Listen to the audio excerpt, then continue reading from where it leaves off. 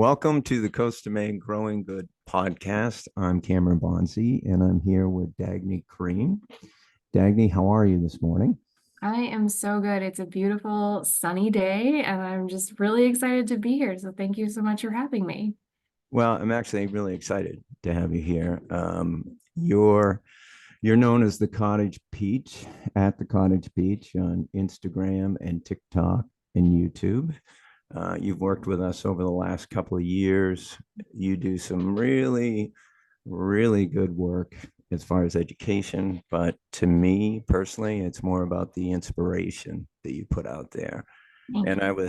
I just wanted to ask you because you sent out a newsletter Mm, this morning or yesterday, and it mhm. says, there's always these metaphors about spring being about rebirth and renewal. But for me, it's always felt like more of an evolution, an iteration, a step forward, roots stretching out deeper underneath my feet and grounding me to this place. And I know your experience. I know you grew up, your mother had a garden, but Mm. talk about some of the things you've had to overcome and how gardening has brought you to a better place. Yeah, so like you said, I kind of grew up around gardening, but it's something that I wasn't really interested in on my own until my life got kind of hard.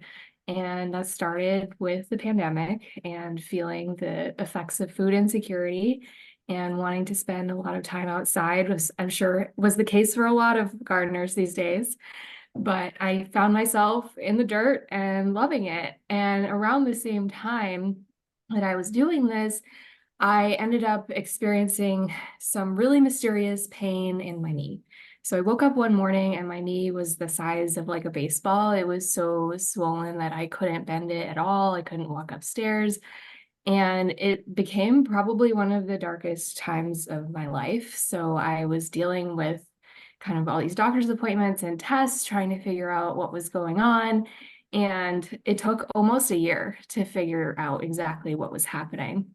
And it turns out that I had psoriatic arthritis. So this whole time that I'm dealing with this pain, I was still trying to garden. And suddenly I was facing all of these challenges in that weren't really being addressed. Like it wasn't like you could Google it and be like, okay, like how are we dealing with this? Now, of course, there's a large population that is older that enjoys gardening and deals with kind of back pain and stuff, but in the mainstream, it just wasn't something that I was seeing talked about. And I kind of had this issue where it was challenging my identity, right? Like I didn't actually feel like I could do the things that I loved to do that made me who I am to the full extent that I wanted to. So I started documenting this online and just kind of sharing more about what it looks like to garden with these limitations. And it really resonated with a lot of people. And that's something that has continued to evolve and grow over the years. So now I can look back on each season and kind of see not just how far I've come, but just the things that have changed and the ways that I've been able to adapt in order to continue doing what I love and the ways that that has affected other people too. So it's just been a really like overall empowering experience and one that has really connected me with so many other people and given me that sense of self back. So I mean, I just love it. You talked to I think you did a video maybe even this morning or yesterday.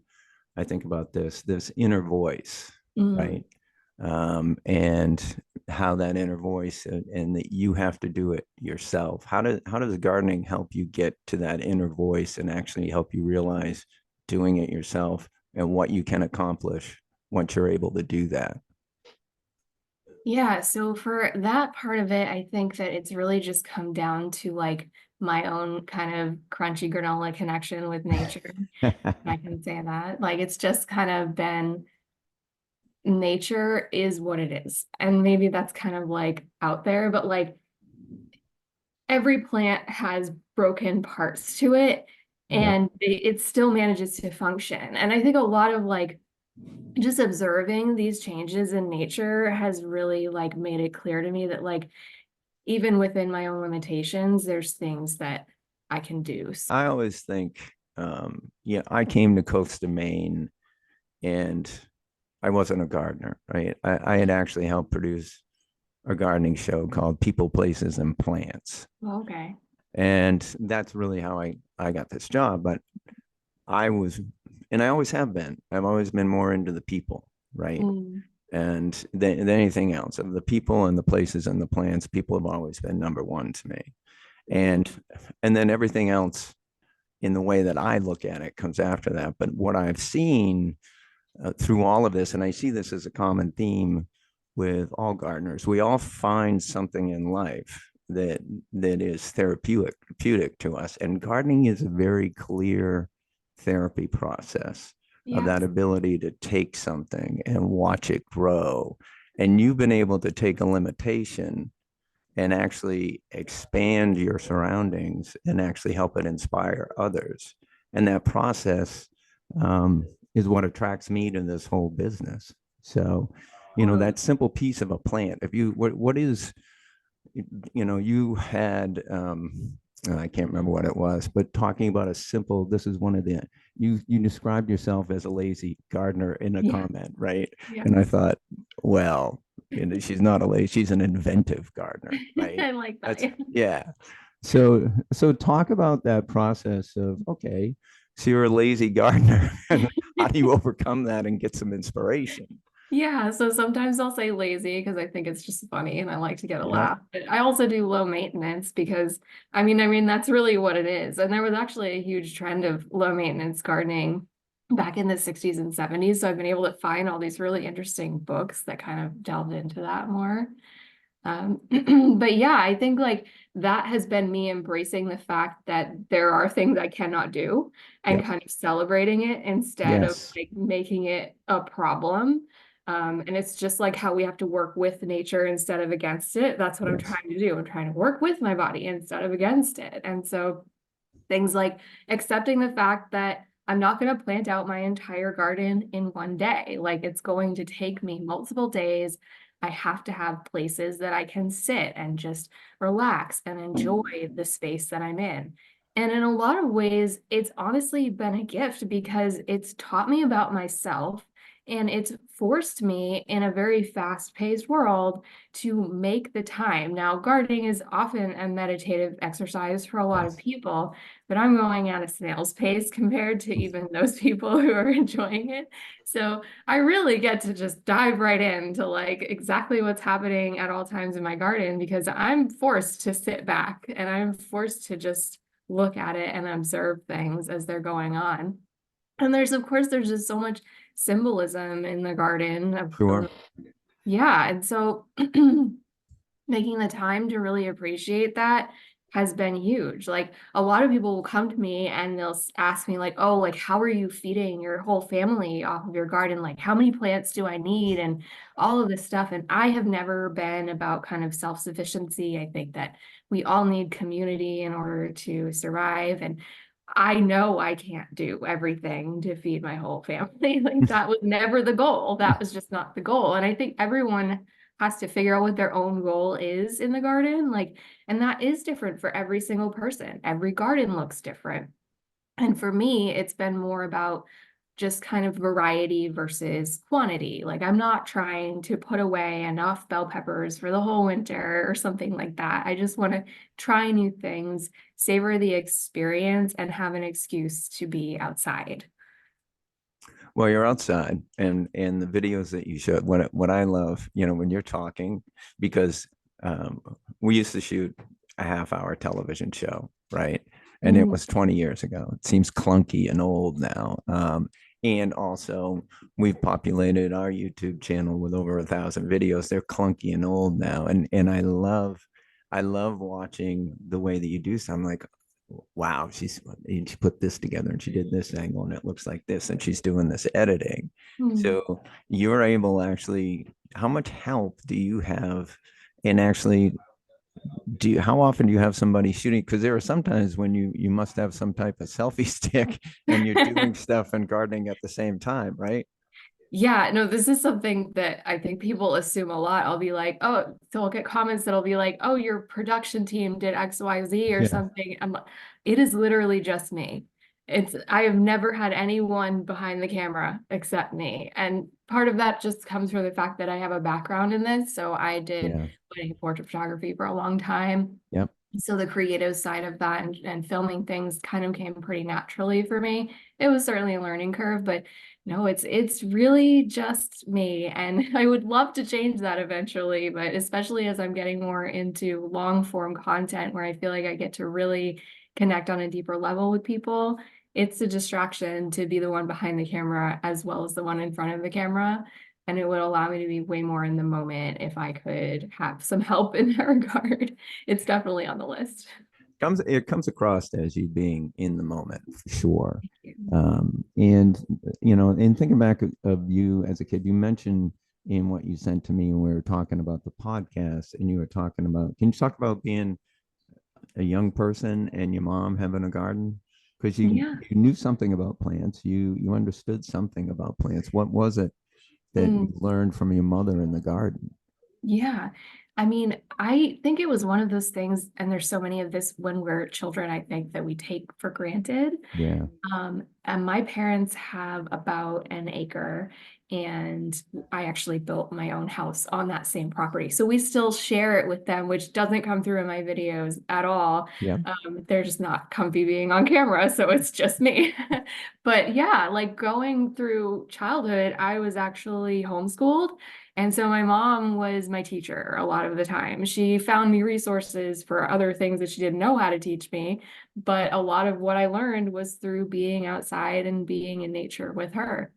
And I just remember moments of like picking every like little clover out of the lawn and like laying it on her leg or something and making crazy patterns. And like you look back on these things and you're like, oh, that's why I am the way that I am, Yeah. right? Like these meditative moments. Like I remember my mom in the garden as being a very like calm thing. And it wasn't like for production, it Right. wasn't for any real purpose other than it's important that we are outside. And this is a natural way that we all should be able to access. And like when I was younger, we actually lived in more of an urban city environment. And I know that like from talking to my mom that she wanted to get us out of that like as fast as possible Sure. because that's not how she grew up.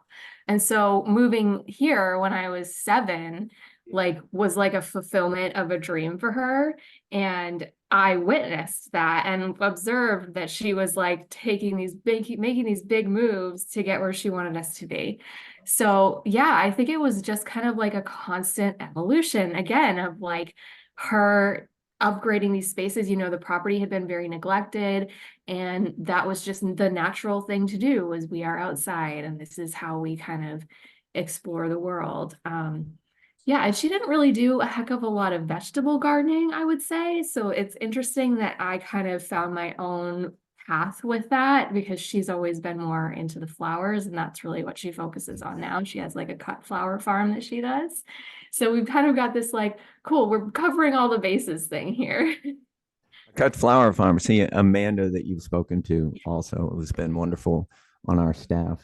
She loves cut flowers. We'll have to have your mother on too. Talk about Right. cut Yeah, flowers. she That's what she is Amanda's going to love. all in and she's got a whole food forest over there. There's so much that I haven't even like shown of the property. It's like really cool stuff. Yeah.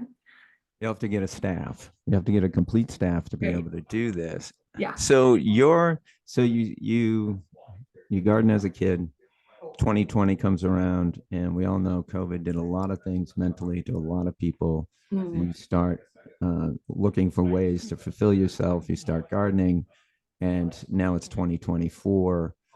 What have you learned in those 4 years? That's a good question. Yeah, because before that, it had really just been like me helping my mom in her garden. And Sure. so the past 4 years, I mean, I have all this kind of like peripheral experience in the garden from watching my mom, but this past 4 years has really been like a crash course in learning things by myself and kind of taking the lead on designing things and creating spaces with intention because I was always working within spaces that my mom had kind of already created prior to that.